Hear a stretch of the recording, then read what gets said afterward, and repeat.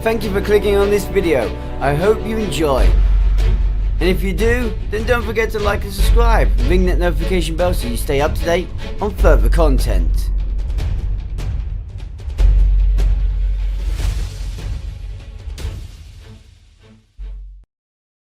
Julanchu and welcome to Shadowstar. Welcome aboard the USS Shadowstar. I'm Captain Ri'shad, aka the Renegade, and this is a Starship Stats review video. So I trust that you're all comfortable. Wherever you are, members of the Federation, Romulan Republic, or Dominion. Hint hint scratch scratch what kind of ship we're looking at today.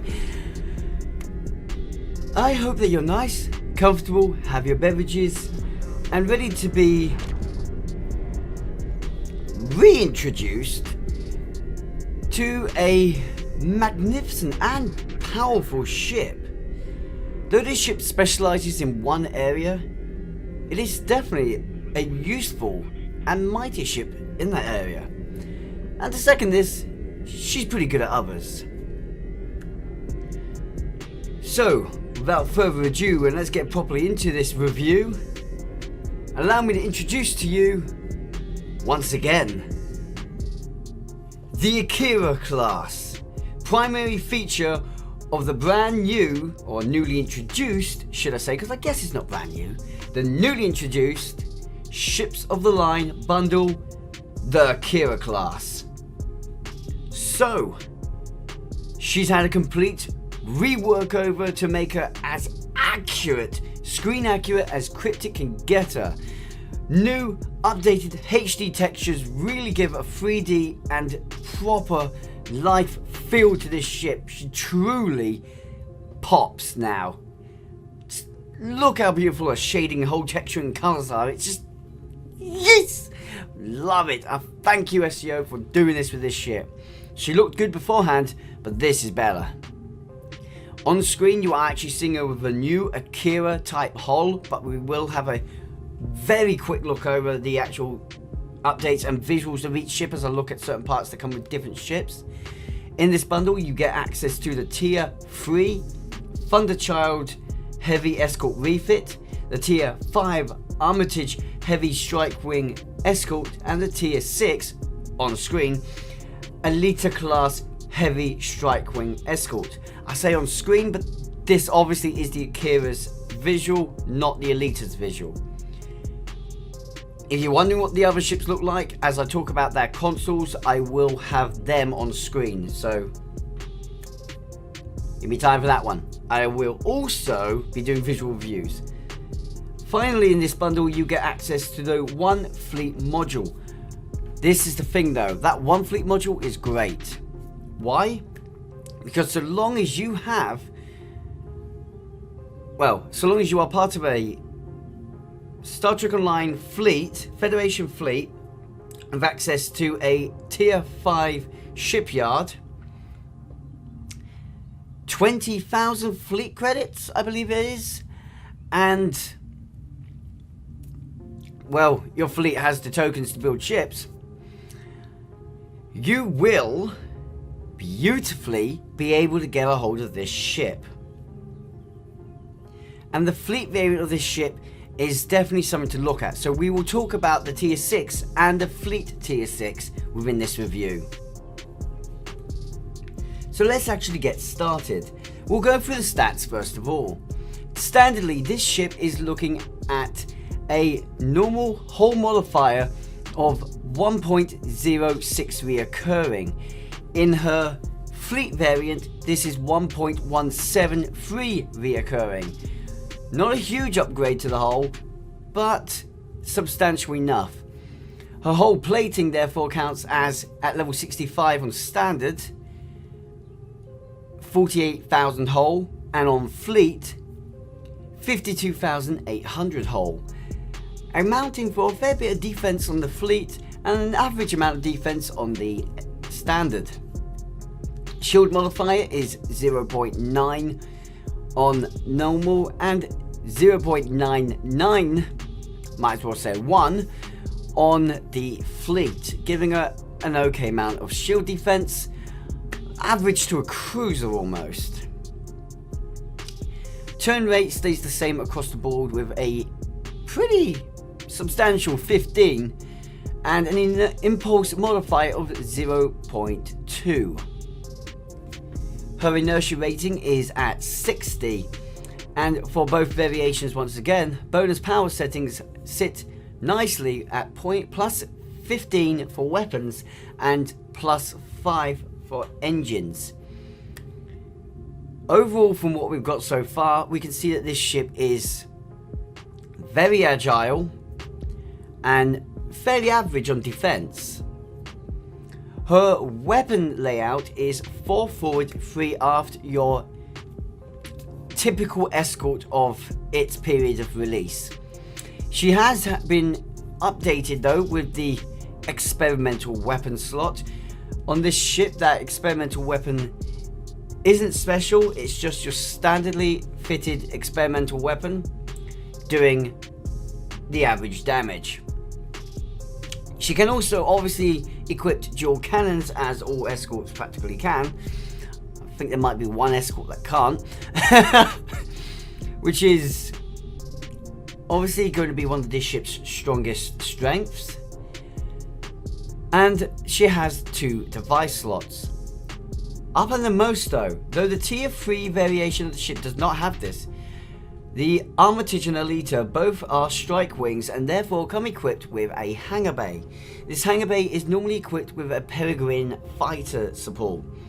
Peregrine fighter is quite strong. We will look at the advanced Peregrine in a moment. I would say fleet, but not everyone uses the fleet ones. Advanced is very easy to get a hold of.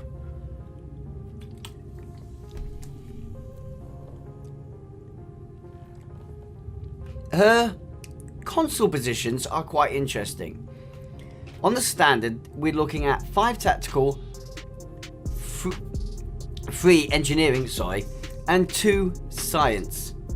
Great DPS, relatively okay there on engineering support line.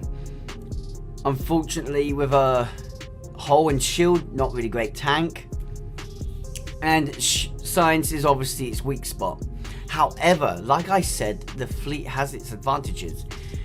The fleet is a 5 tactical, 3 engineering, 3 science. Now that 1 extra science really does make for something.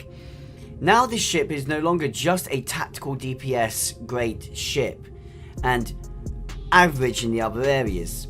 She's now a great tactical DPS, yes, but she has increased science DPS potential. But moreover, thanks to the 3 with engineering and science, she's got support potential, giving her excellent support DPS abilities and excellent typical support. Hybrid builds with this ship are also quite a good option. Not bad, considering all it did was add 1 science console there. It's amazing what 1 console can do to make a difference. Bridge officer layout is relatively good, I would say, in my own personal opinion. With it being, obviously, the commander position is tactical. The lieutenant position, the second tactical position is lieutenant. I am Englishing so bad right now, I'm sorry. Then we get to where the flex happens. We have a lieutenant commander engineering pilot. Great for those that like to take advantage of pilot abilities as a Escort DPS ship. A lieutenant science, which obviously may be another weak spot there, scientific wise. But she does have a lieutenant universal position. Thanks to this not being an ensign position and being a lieutenant, this means this ship can now do extreme levels of tactical capability, great engineering, defensive and supportive capabilities, and, well, average to slightly above average with the fleet variant scientific support capabilities. overall, to me, the Fleet One really does have the potential to be a versatile ship, so long as you're not looking to be the defensive one on the field. If you're looking to help out your allies and also deal relatively good amounts of damage, the Fleet Akira is going to serve you well. And if you are just a straight up DPS player, then you're going to be more than happy with the standard strike wing. The Admiralty stats for these ships are as followed. Standard gives you 25 engineering, 65 tactical and 18 science, whereas the fleet is 27 engineering, 70 tactical and 20 science. A moderate improvement and about what you'd expect for an escort of this ship's type. Looking a little bit closer, and we'll see that this ship's traits actually lends into this ship's ability as well, though its trait is one of those ones which is great for some players and horrific for others. With the ship having a hangar, of course its trait makes sense to be something like this. Coordinated assault, beam overload and cannon rapid fire will apply to your hangar pets, meaning whenever you activate beam overload, your pets will also obtain beam overload 1, so long as they are within 10 kilometers. Activating cannon rapid fire will allow your pets to use cannon rapid fire 1 for all pets that are within 10 kilometers again. This has its versatile uses, primarily in the fact that you can either have your pets nice and close to you, which they will normally be in a lot of situations, such as escort or intercept, should I say. But bearing in mind, you're an escort, you're probably going to be getting in close a lot of the time to hit. When you're coming in and activating your cannon rapid fire or your beam overload, you're probably going to be close to your enemy, so your pets will be as well, meaning this trait is going to work well with just about any tactical carrier that you may have. Now, for players that don't use tactical carriers, such as the Vorgon carrier, we may have a slight issue here with this trait, and that is you're probably sitting back more, meaning your pets aren't going to benefit from this trait unless you yourself are moving yourself into a less than favourable position, unless you're the shield tank in the case of the Vorgon. Which is why this trait to me is one of those good traits but bad traits. It's bad worsened by the fact that most ships don't really have hangars. I think about a third of ships that I can think of have a hangar to them. This means for 2/3 of players, in theory, this is actually a useless trait. Fortunately, that means I score it at 6 out of 10, but hey, it's a beautiful trait for me, which is hilarious because for me it's a 9 out of 10 trait. I'm almost always flying carriers unless you guys have asked me not to fly a carrier. Next up in line and questions obviously is the consoles, so allow me to introduce to you the Tier 3 Thunderchild class. This is the ship that you'd be getting in the bundle that is at the Tier 3 rank and was probably one of my favourite ones to fly back in the day. Mostly because, well, as a viewer once commented, she looks like a Hoover. Okay, jokes aside, her console is one of those ones which is useful yet not so useful.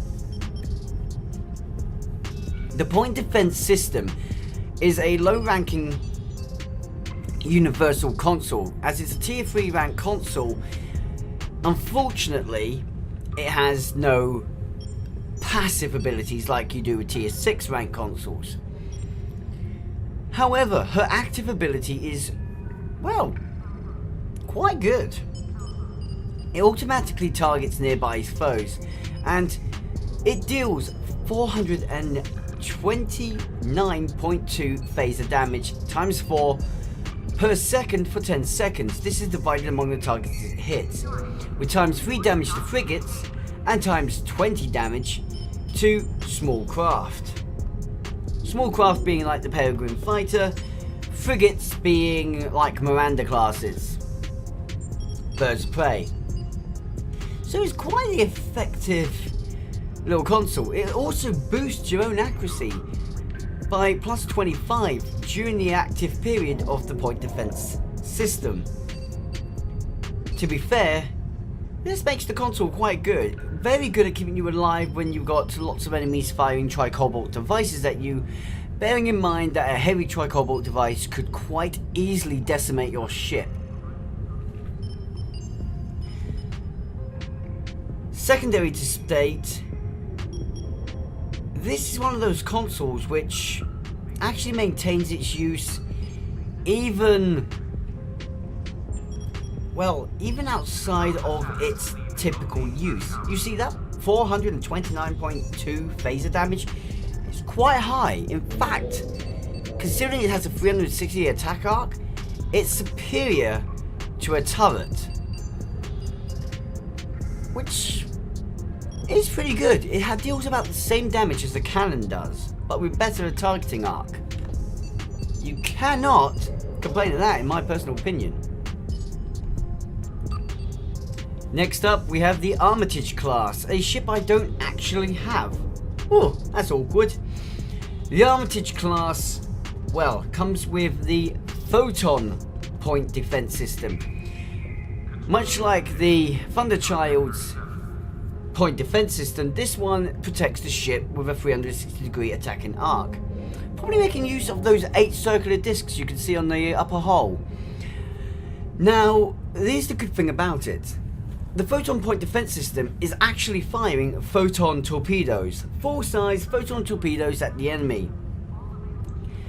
By activating the photon defense system, it will fire 6 volleys in total, each automatically targeting up to 8 nearby random foes, and assaults them with a furious barrage of up to 48 photon torpedoes. The torpedo point defense system has a 360-degree attacking arc, like previously stated, so obviously this surpasses the standard 90-degree arc of a typical torpedo. That is something to keep in mind. Though this doesn't have bonus damage against ship class types, so small ships, frigates and that, they're not getting bonus damage done to them. I really don't think that is necessary. Can you imagine if you could fire 48 photon torpedoes at one target? You'd be a torpedo boat without a torpedo boat. It's relatively good damage. Let's put it that way. It's one of those consoles which I kind of wish I had, just because it can do that level of damage and output. If you've disabled, or such as the fleet build, it can do quite well. If you're shield draining and shield disabling, this point defense system could end up decimating a small attack group. Say 3 to 4 frigates attacking you at once, you could probably wipe them out relatively quick, especially if you know what you're doing. The best thing is, it's boosted by the photon torpedo boosting consoles. So any consoles that boost torpedo damage or photon torpedo damage will boost the effects of this console. I can't say for certain whether the same works on the Thunderchild's point defense system, but I know it works on this one. Mostly because I got some information sent back to me. Thank you, Lynch. But finally, hello, baby. Yeah, sorry, don't mind me, I like this ship a bit too much. The Akira Class. Now, this ship is actually coming with a tier 6 ranked console and therefore has passive abilities, plus 10% to all direct energy damage, and plus 21.4 to Starship Drain expertise. Bearing in mind what I pointed out just now with the Armitage Class's console. Hello, improved energy and shield drain and resistance to the same? Oh, yes! Turns out, the console set can be quite the effective thing. But with this being said, its active ability is a heavy PPAOE, 5 kilometer range, shield damage and shield DOT.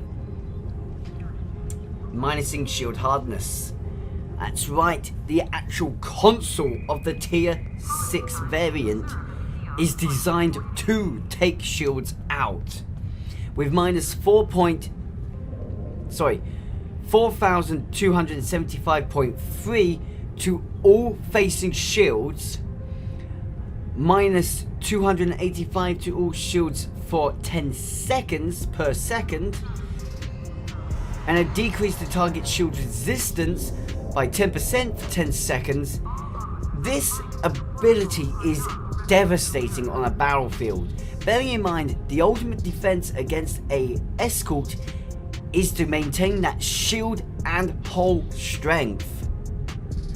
This Escort is literally designed to take away the strengths of its opposition, to counter its technical weakness. She hits hard, but boy is it annoying when the enemy can take that punishment. This console will deal with that, but then some. You see, the full set really takes that to another level. I'm using the heavy weaponry set bonus, the 2-piece set. This gives me plus 20% to kinetic torpedo damage. Again, that would bonus on the Armitage's ability. And a plus 10% to critical severity. Now admittedly, what I've got from this current set, you can get elsewhere with the right consoles. Especially reputation consoles will give you the same level of bonus. So not great there. Is the 3-piece set good though? Well, with the advanced tactical systems, you gain a plus 2.5 critical chance, plus 15 to Starship tactical officer and pilot ability recharge time, and a plus 3 to accuracy. Funniness, you see, this is where the 2-piece set is actually the better one, as you're only using up 2 console positions. Secondly, I would probably advise doing it with the Armitage's and the tier 6 variant for the proper output. You see, the 2-piece set doesn't benefit the point defense system, but does benefit the photon point defense system. As for the 3-piece set's ability, it's way too easy to get that with other consoles. In fact, many tier 6 ships give you the ability to improve your recharge time or bridge officer abilities, perhaps one that you prefer. And secondly, that critical chance, I literally only need to say bold reputation and you know what console I'm probably talking about. So with this being said, are the consoles worth it? The tier 6 one is definitely worth it. Though limited to heavy escorts, the tier 6 counters the heavy escort's biggest weakness. Well, to a degree. So I'll definitely give it 8 out of 10. The Armitage's one, ability to deal heavy amounts of outgoing damage and to benefit from boosting. That one again allows me to give that one 7 out of 10. And the only reason it doesn't score higher is because it is a low tier console. The point defense system is the final one there, getting a 6 out of 10. Its great benefit is being able to take on smaller ships. That leads it to only being useful in PvE, and unfortunately, therefore, not one I can really advocate as a great console, because you want your consoles to be useful in 2 areas normally: PvE and PvP, or rep running, which I guess is technically PvE, but hey-oh. A final thing to look at before we take this ship into action is the fighters it comes with. Now, it will typically come with the Peregrine fighters. If you have the advanced variant, these have phaser pulse cannons, dual phaser cannons, and quantum torpedoes. Very powerful, very useful. Obviously, thanks to this being a cannon type fighter, you're going to be wanting to use, if you're using the Starship trait, cannon rapid fire most likely, as a way to boost its outgoing damage. As the fighter doesn't really benefit from anything else, which is the fire's big weak spot, and it's probably why I wouldn't suggest using the fighter itself. Maybe swapping it out and using something like the Delta Flyer. My personal favourite, the advanced Akira frigates. Or, if you have them, have access to them, the advanced tactical flyers are magnificent. And, well, will benefit from beam overload. Just saying. They actually do. These are very powerful when you use the strike with, well, use coordinated assault, beam overload on them. Oh, it does damage. But okay, guys, I'll shut up now. This whole stats bit's been long enough, hasn't it? I'm sure you guys want to see what this ship can do actually in action, so let's take the Akira class out. However, just before doing that, one quick look for you. Akira skin, Defiant skin, Galaxy skin, Intrepid skin, NX skin, NX refit skin, and Sovereign skin for you. Just thought you'd like to see them. All the other skins, well, they've been improved. You can see the 3D texturings, but it's about what you'd expect. So let's take this ship out, shall we? So before we get into this, I should let you know now that we're using the same support DPS build that I'm using on my flagship, the Faith Intel Escort. Meaning this is a plasma build. I was thinking of using the assimilated plasma, as that would complement this ship's sort of lack of integrity and give it a little bit more survivability. Then I thought to myself, why would we do that when we have cannons?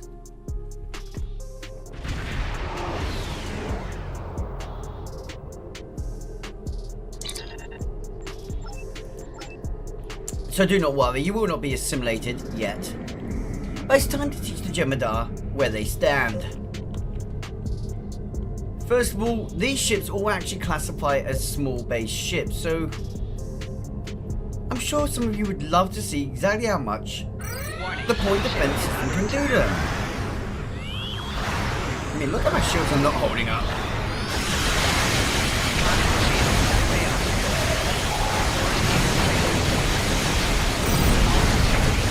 Not bad damage, is that? Look at that.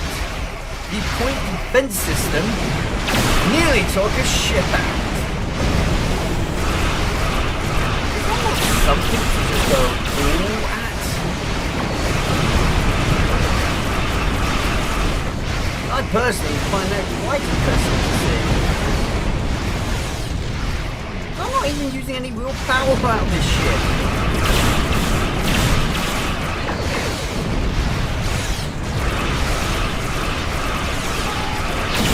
Now, if you think the point defense system was effective, just imagine what level of damage you'd get out of the photon point defense system. We can go up nice to this Jem'Hadar Escort now, and we'll test the potential power of the destabilizing tachyon burst.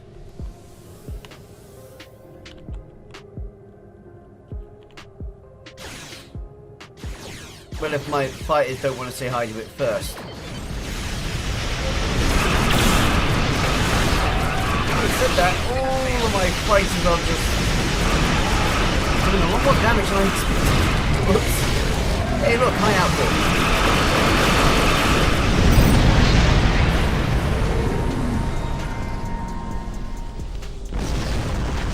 Okay, let's clean this up a little bit. Integrity below 75%.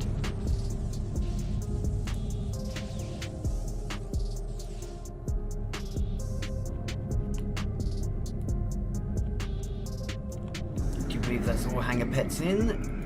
Head up to the barrel cruiser and we'll test this shield drain out on this one. Restabilize, come on, I want my auxiliary at balance again. And here we go. Rear shield failing. doesn't actually do that much to the shields, does it? Oh dear. Hull integrity below Do you 75%. mind? I don't approve.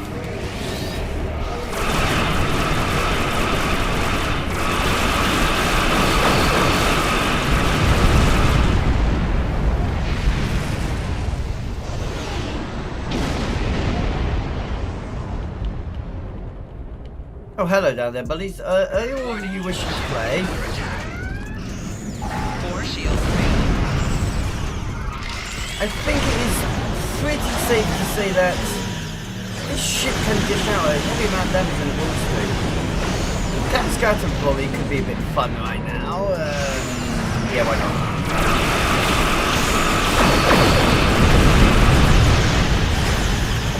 Only reason that one did that I think was behind the ship.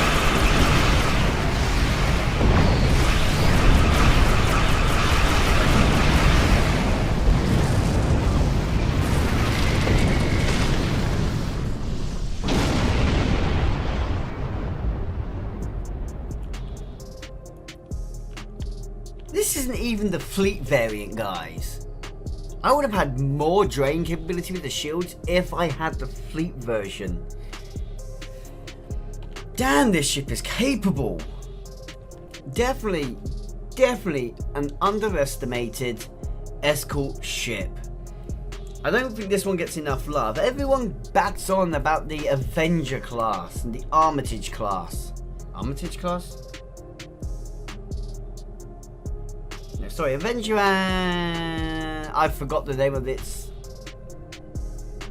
I don't care. Everyone bats on about the battle cruiser. No one gives this ship enough love. I mean, come on. She has plenty of DPS potential and is a very fun ship to fly. Plus, she looks amazing.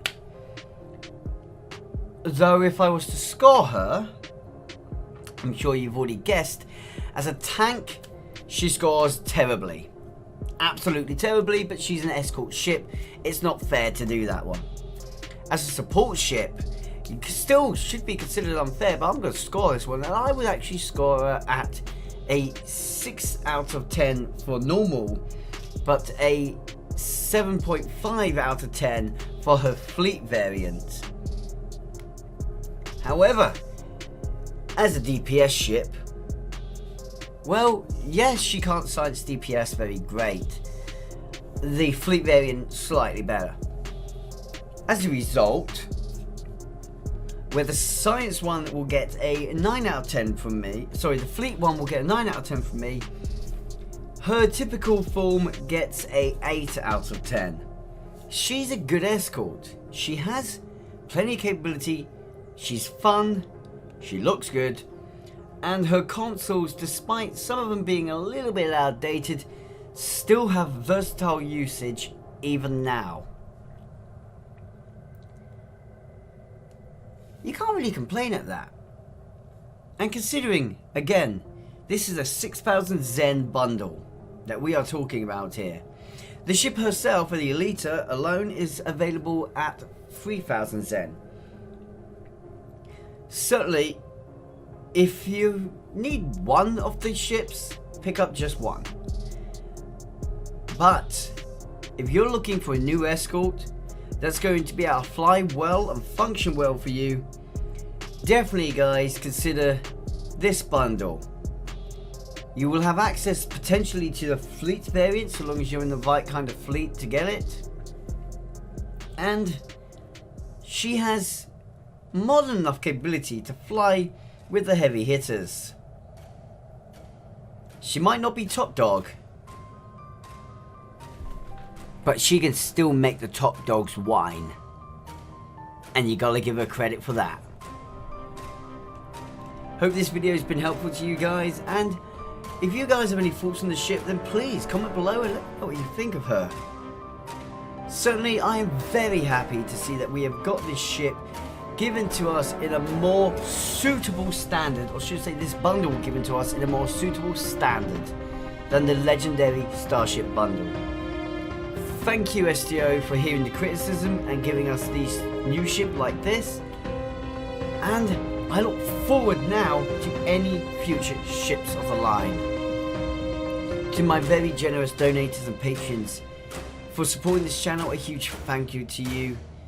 The stuff I do would not be possible without your support. And to my viewers who have supported watching to the very end of this video, a huge thank you. I have a lot of appreciation for people that watch all the way through. I mean, I know I went along. I am right now. Until next time, guys. Stay safe and live long and prosper, my friends. Ciao for now.